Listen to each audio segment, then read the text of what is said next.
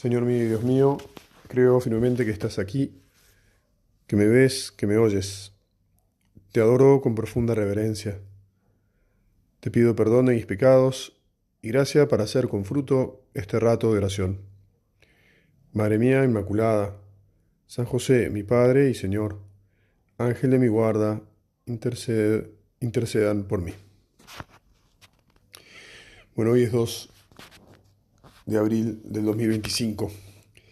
Excelente día en nuestro país para meditar sobre un tema que se me ha venido a la cabeza en los últimos tiempos, también porque estoy leyendo un libro sobre la sanación y por lo tanto el tema es los heridos, porque para sanar hay que ser consciente de que uno tiene una herida, ¿verdad?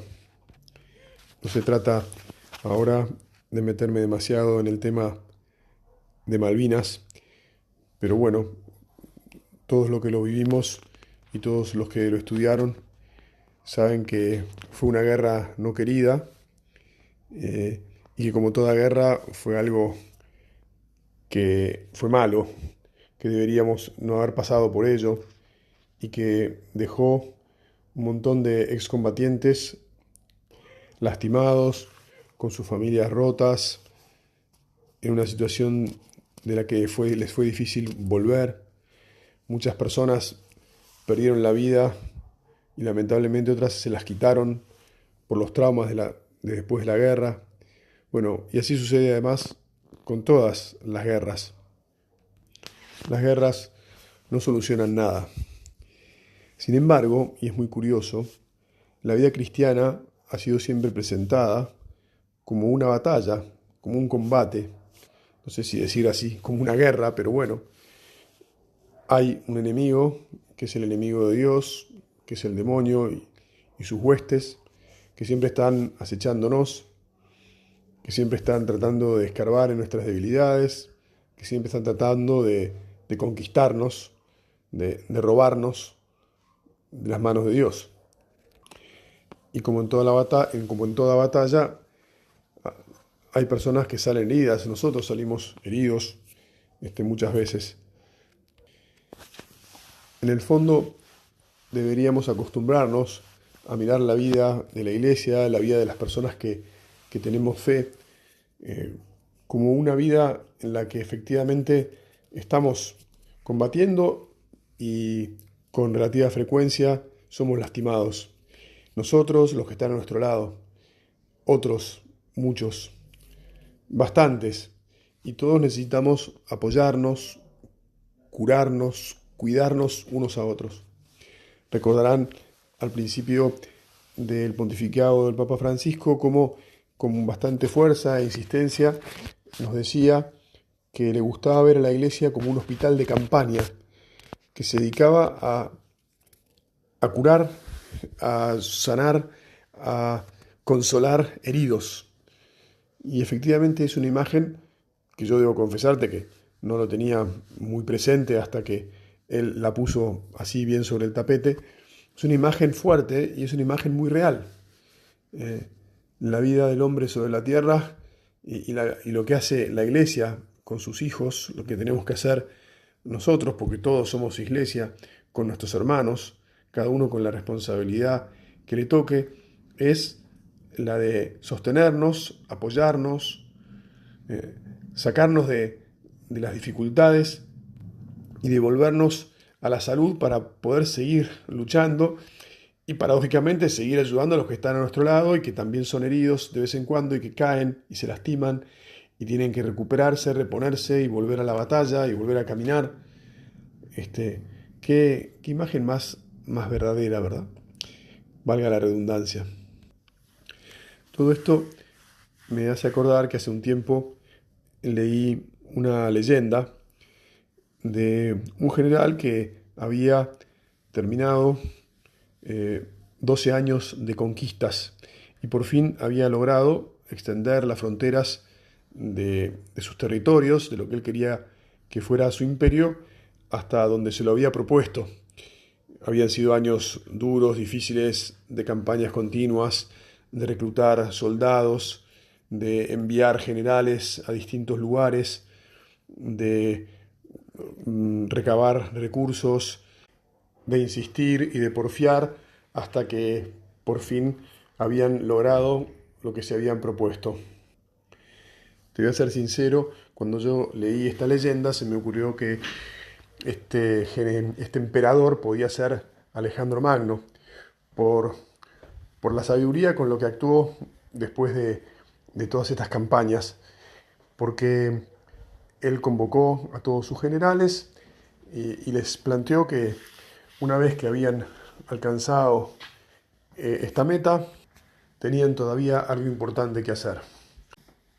Pero bueno, es una leyenda y no hay ninguna evidencia histórica que haya sido Alejandro Magno el que hizo esto, pero era algo lo que les propuso muy humano y que tenía que ver con el futuro del imperio.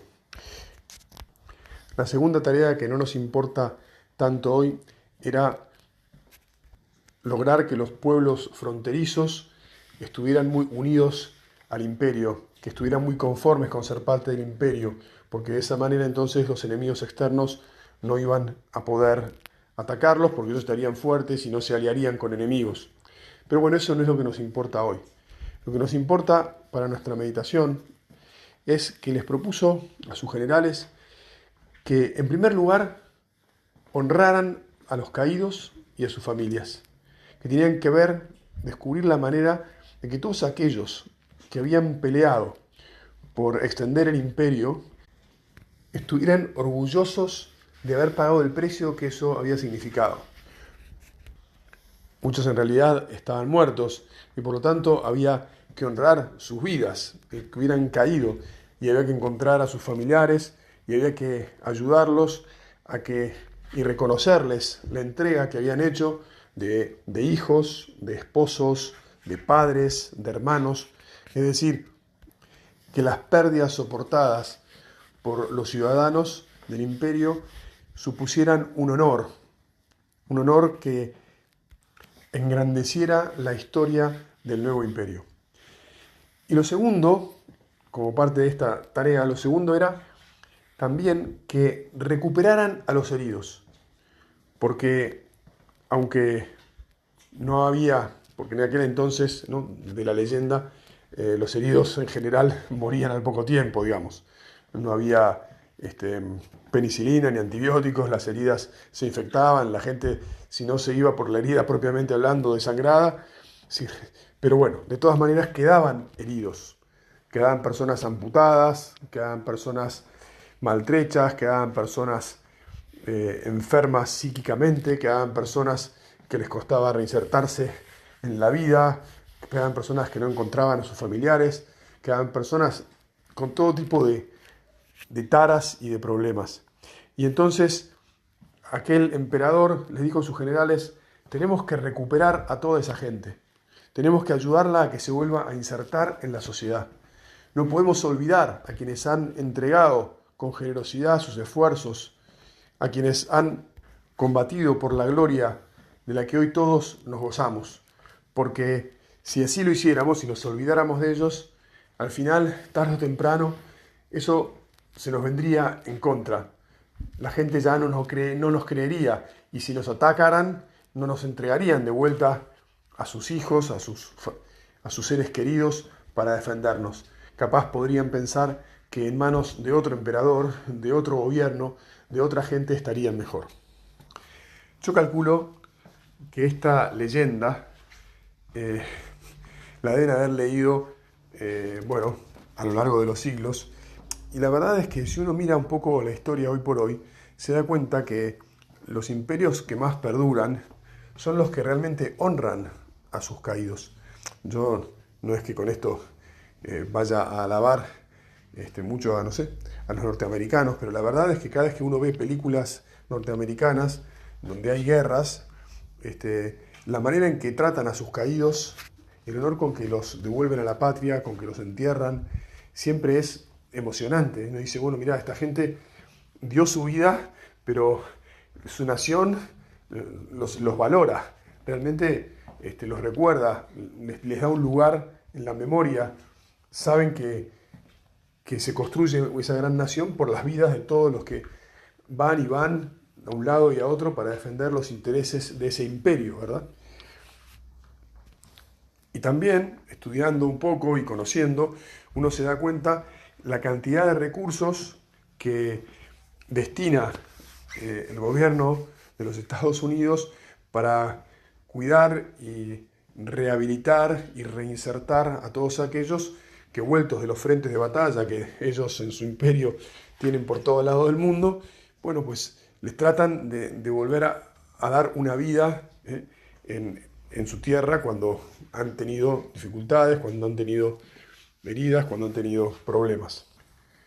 Bueno, la leyenda perdón que me fui por las ramas, la leyenda que leí termina de un modo inconcluso porque decía que 2 años más tarde había fallecido ese emperador y el trabajo de sus generales se había acabado porque los hijos del emperador se habían dividido el imperio y entonces, como era un trabajo largo, y además era un trabajo para lo que los generales no estaban del todo preparados, ellos estaban preparados para hacer la guerra, hacer ese trabajo que les había pedido el emperador era difícil, tenían que ir por todos lados, tenían que hacer qué sé yo.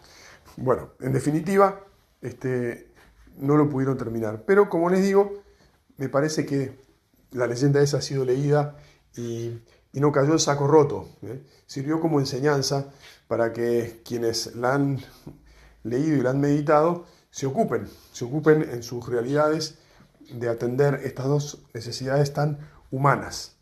El honrar y el recuperar. El honrar a los caídos y el recuperar a los que se pueden recuperar, a los que están heridos.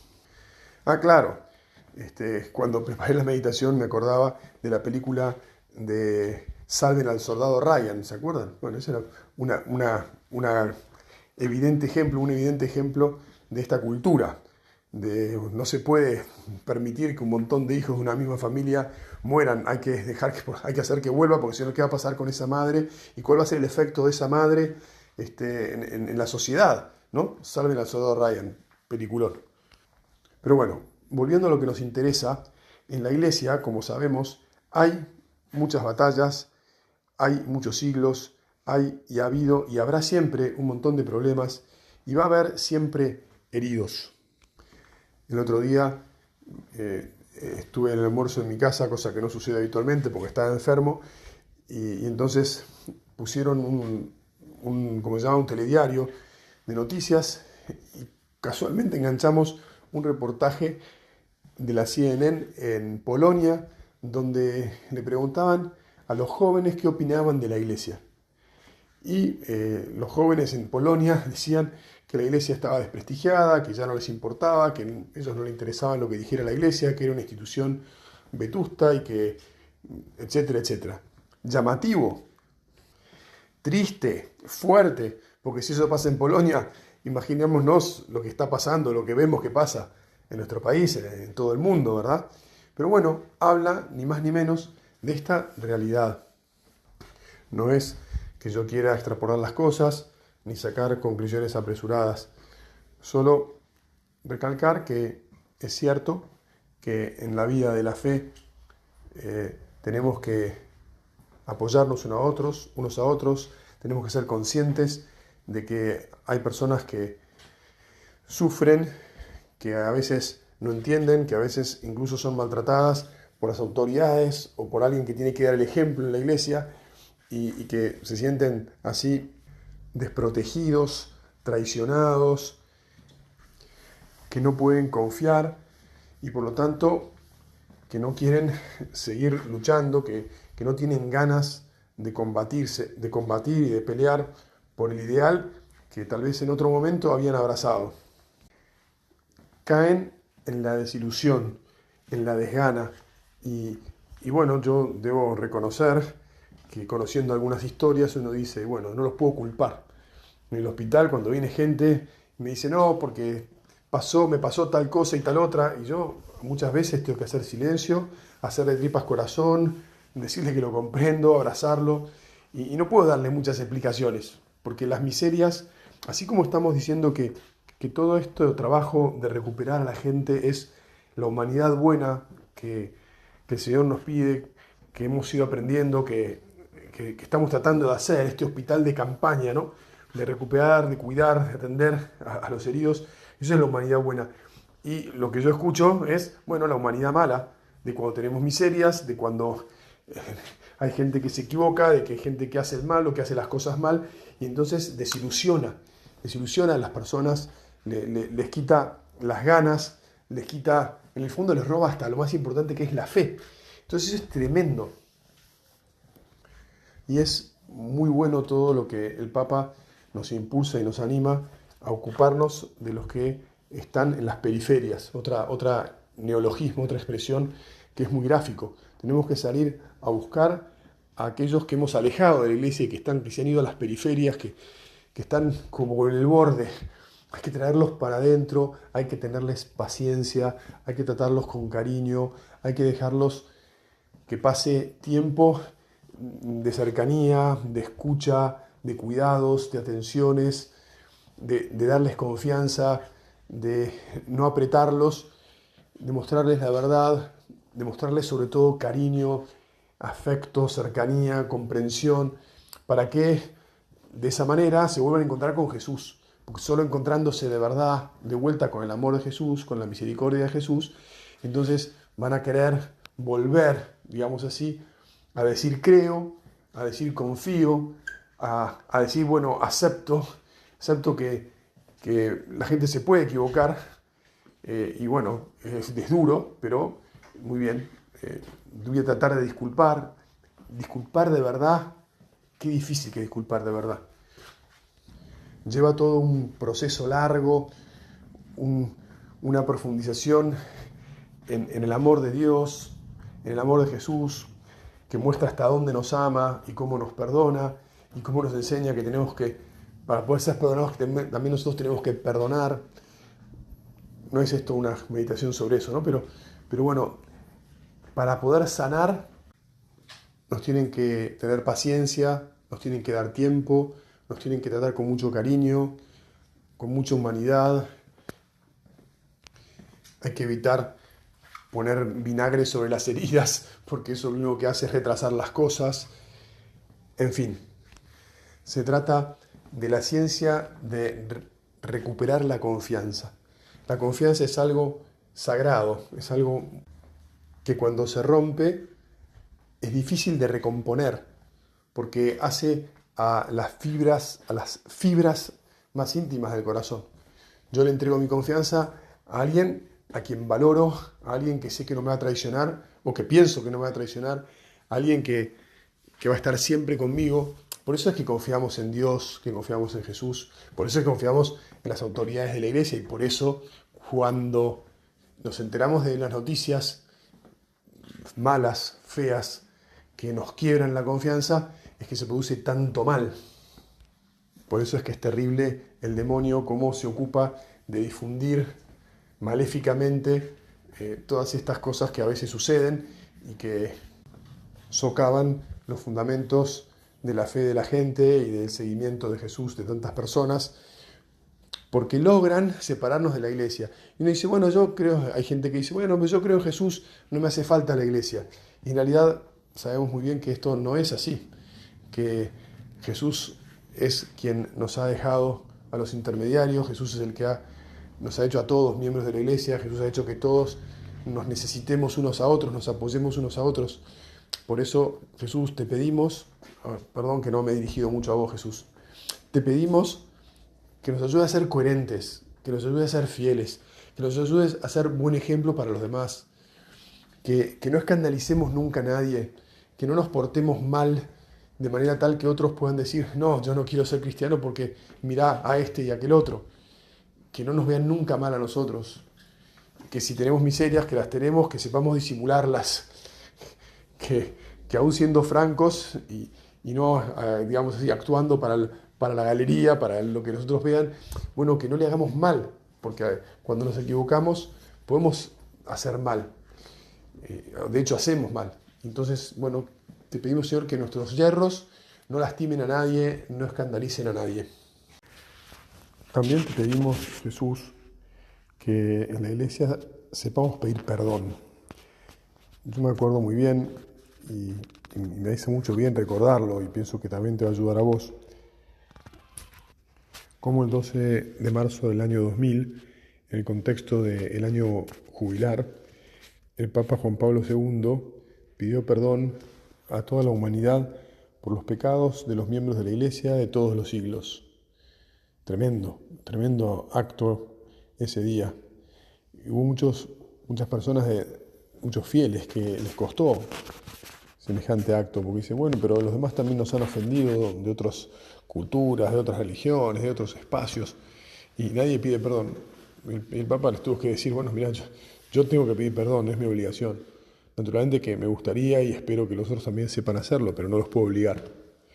Bueno, que nosotros, Señor, te pedimos que sepamos pedir perdón a todos, pero en primerísimo lugar a los propios que seguramente hemos lastimado y que están ahí necesitando una caricia, necesitando un consuelo, necesitando una mirada de esperanza para rehabilitarse, para sanarse, para volver a caminar, para volver a tener esperanza y confianza en sus corazones. Seguramente lo hicimos por inadvertencia, muchas veces sin querer, el mal que les causamos. Tal vez alguna vez lo hicimos porque nos portamos mal, porque somos limitados, porque somos miserables, porque estamos enfermos. Bueno, y en ese caso también, con más razón, tenemos que humillarnos, tenemos que reconocer nuestra estupidez y nuestra maldad y tenemos que pedir perdón. Bueno, y como todavía me quedan unos minutos, pienso que vale la pena que nos refiramos concretamente a nosotros mismos. Aquí entre ustedes hay muchos que son de la obra, otros que son amigos, allegados, cooperadores, y hay que decir que nos tocan las generales de la ley. Es decir, no somos ni perfectos ni impecables. También, lamentablemente, cometemos errores, también lamentablemente lastimamos a otros y a propios. Y entonces también te pedimos, Señor, que nos ayudes a reconocer que tenemos que dedicarnos a curar a los lastimados, a atenderlos, a recibirlos, a devolverles el espacio que han perdido por retraimiento, porque el dolor los ha encerrado o los ha corrido de donde estaban y no merecen haberse corrido, no tienen por qué haberse alejado o recluido. Conversando alguna vez con otra persona de la obra, yo notaba que a él le costaba aceptar que esto pudiera suceder. Y tal vez sí, en el idealismo que todos en la juventud tal vez tuvimos, nunca imaginábamos, ¿no? Que sí, que íbamos a hacer el mal a alguien, ¿no? Que nos podía pasar. Bueno, pues perdón Señor, y perdónenme todos aquellos a los que esperaban de mí algo y no se los he sabido dar, los que esperaban otra cosa y les hice un daño, los que esperaban una sonrisa y pasé olímpicamente al lado de ellos y me olvidé, no los tuve en cuenta, estaba en otra cosa, distraído o preocupado por mis asuntos, egoísta o lo que fuere, ¿no? Perdón también por todas las veces que interpreté mal la situación y esperaban algo y di lo contrario y además me pensé que estaba bien y que por ahí hasta esa impresión y entonces fue peor para quien hubiera estado ahí, ¿no? Esto nos pasa a todos, reconozcámoslo, digámosle al Señor, ayúdame a mejorar, pero ayúdame a aceptar que me equivoco, que la pifio, inevitablemente. Dame, Señor, la cara, dame la valentía para ir al encuentro de todos los que están enfermos, heridos, lastimados. Dame un corazón grande y cariñoso para acercarme a ellos. Enséñame todas las virtudes, la empatía, el cariño, el cuidado que necesitan para transitar el momento, la temporada, los años, el tiempo que sea, y para rehabilitarse. Dame la paciencia para estar a su lado y sostenerlos, que se lo merecen, que la culpa es mía o de otros, pero que se merecen todo el esfuerzo para poder recuperar el aire, la salud, todo lo que necesitan para estar felices y para poder entregarse nuevamente y estar bien y darse a los demás. En este sentido, vale la pena mencionar cómo el Padre nos está insistiendo que de cara al centenario y al hacer examen sobre nuestra historia, sobre nuestra identidad, sobre nuestra misión, nos acerquemos a los que han sido incluso en la obra y les pidamos sus experiencias, les pidamos sus historias, les pidamos que nos ayuden, que nos aconsejen, que nos den luz. Y bueno, esto es contar con todo y pienso que con todos, y pienso que esto es muy sanador para nosotros, para ellos, y ayuda mucho. Bueno, tenemos que ir terminando. Vamos a pedirle entonces a nuestra madre, como siempre.